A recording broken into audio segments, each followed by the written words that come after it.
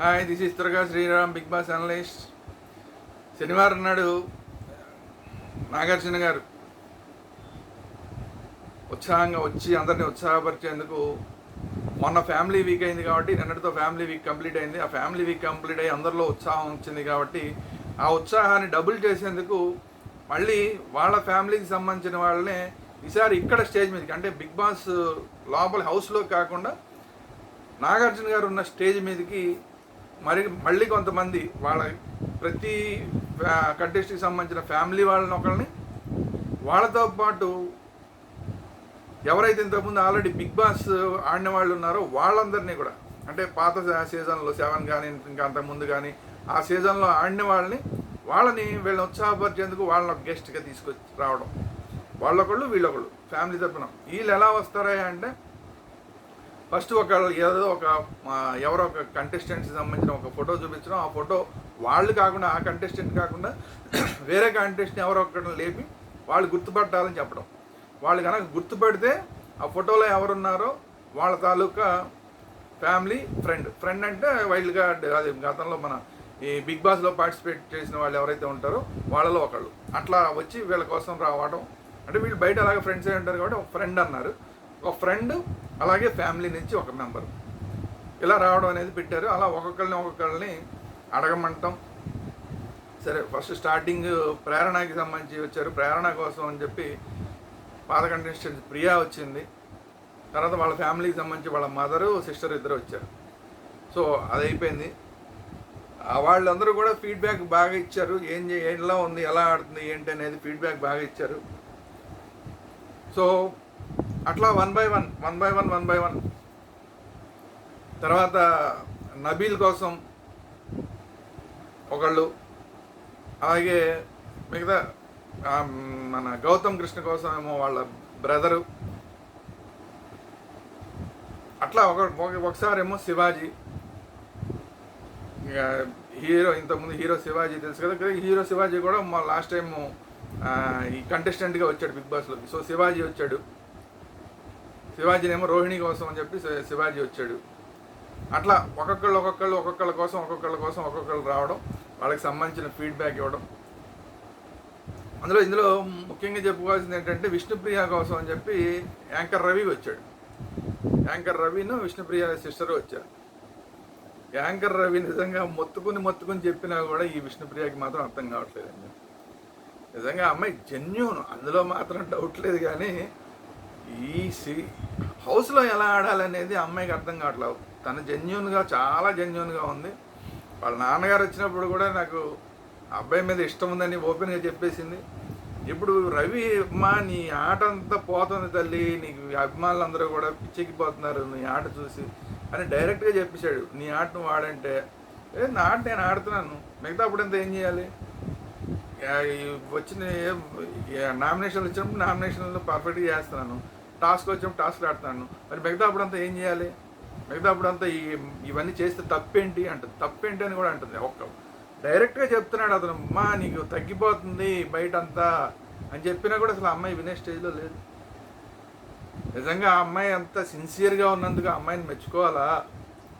ఎంతమంది చెప్పినా అసలు తను అలానే ఉంటూ వాళ్ళకే ఎదురు చెప్తూ వాళ్ళు చెప్తున్న ఫీడ్బ్యాక్ను కూడా నో అని రిజెక్ట్ చేస్తుంటే, బయట ఏం జరుగుతుందో చెప్పినా కూడా అమ్మాయి పట్టించుకోకుండా తప్పేంటి నేను ఇలా ఉంటే అని మాట్లాడుతుందంటే ఆ అమ్మాయి మూర్ఖత్వం అనుకోవాలా, జెన్యూన్ అనుకోవాలా, ఏమనుకోవాలనేది మరి అసలు ఆడియన్స్ ఎలా తీసుకుంటారో. కానీ నిజంగా ఆ అమ్మాయికి మాత్రం సపరేట్ పీస్. నిజంగా విష్ణుప్రియ ఇది సపరేట్ పీస్. సో ఆ అమ్మాయి అయినా పట్టించుకోలేదు. సరే, ఇవాళ చాలా ఇంకా వాళ్ళ నాన్నగారు చెప్పిన దానికన్నా కూడా డైరెక్ట్గా చెప్పాడు యాంకర్ రవి. అయినా సరే ఆ అమ్మాయి బుర్రకి ఏమీ ఎక్కలేదు. ఇంకొకటి ఏం చేశారంటే, ఇప్పుడు ఈ వచ్చిన వాళ్ళందరితోటి కూడా ఎవరి కోసం అయితే వచ్చారో వాళ్ళు కాకుండా మిగతా టాప్ 5 ఎవరు, మీ ఫేవరెట్ టాప్ 5 ఎవరని అందరిని అడగడం, వాళ్ళు ఏదో ఒక టాప్ 5 అని చెప్పడం, వాళ్ళందరినీ కూడా అలా ఆ వరుసలో వీళ్ళు చెప్పిన వరుసలో నిలబెట్టి వాళ్ళందరికీ థ్యాంక్స్ చెప్పడం వచ్చిన వాళ్ళకి. అట్లా ఒక్కొక్క టాప్ 5 చెప్పాడు. వాళ్ళు ఎవరి కోసం వచ్చారో, ఎవరిని సపోర్ట్ చేయడానికి వచ్చారో ఆ కంటెస్టెంట్ కాకుండా టాప్ 5 ఎవరు అనేది చెప్పుకుంటూ వచ్చారు. సో ఎపిసోడ్ అంతా కూడా చాలా ఇంట్రెస్టింగ్గా జరిగింది. తర్వాత పృథ్వీ కోసం వచ్చారు, పృథ్వీకి సంబంధించి వాళ్ళ ఫ్యామిలీ మెంబర్ వచ్చారు.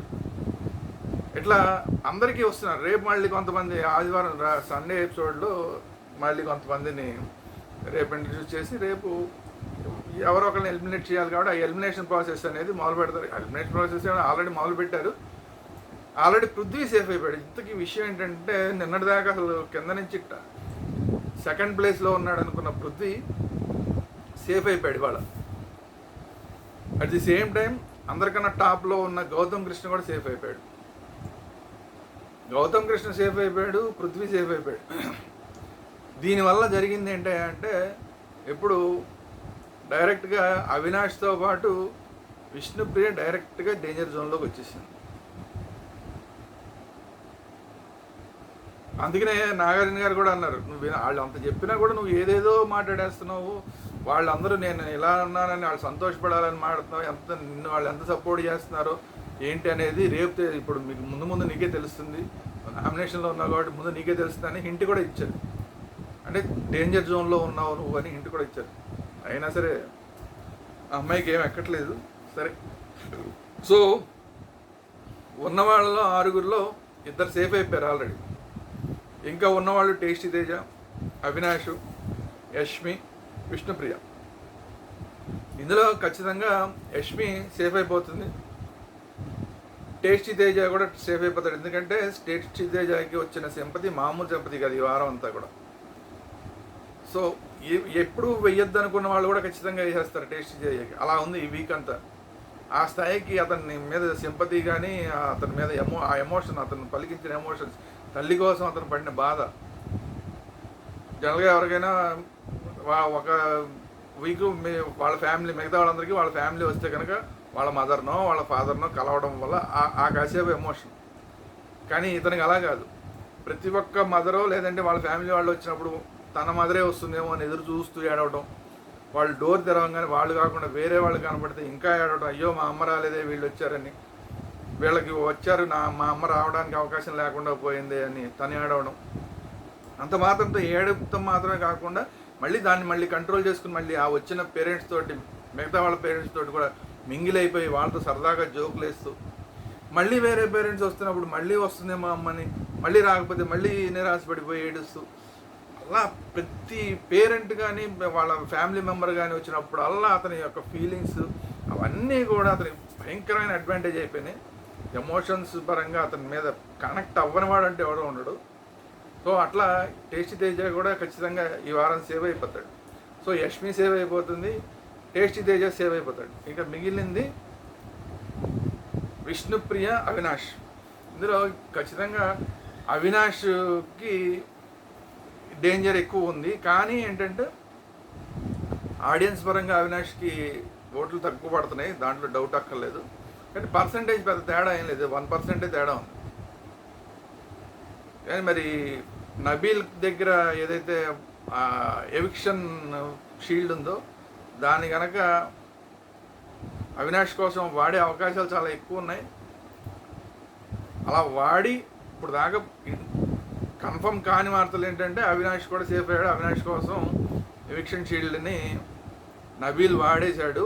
వాడినందువల్ల అవినాష్ కూడా ఎలిమినేట్ కాలేదు. ఈ వారం అసలు ఎలిమినేషనే లేదు అనేది ఇప్పుడు దాకా కన్ఫర్మ్ కాని వార్తలు. అంటే వార్తలు అయితే వచ్చినాయి, పూర్తిగా కన్ఫర్మ్ చేయలేం కాబట్టి. సో ఈ వారం అసలు ఎలిమినేషన్ ఉండకపోవచ్చు.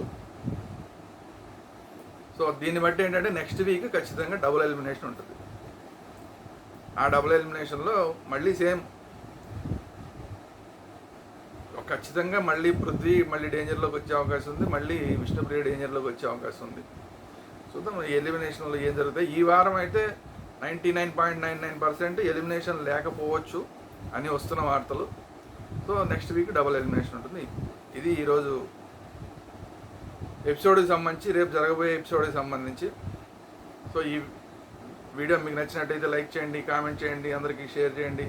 అట్ ది సేమ్ టైం మన ఛానల్స్ వేదాంత ఛానల్లో బిగ్ బాస్తో పాటు సినిమాలకు సంబంధించి, పొలిటికల్ సంబంధించి, క్రికెట్కి సంబంధించి, ఆధ్యాత్మిక సంబంధించి అన్ని అంశాలు వీడియోలు వస్తూ ఉంటాయి. At the same time Bigg Boss cinema టీవీకి సంబంధించిన ఎంటర్టైన్మెంట్కి సపరేట్గా సినిమా వేదాంత ఛానల్లో వీడియోలు వస్తుంటాయి. సో సినిమా వేదాంత ఛానల్ని అలాగే వేదాంత ఛానల్ని రెండింటిని సబ్స్క్రైబ్ చేసుకోండి. నమస్కారం.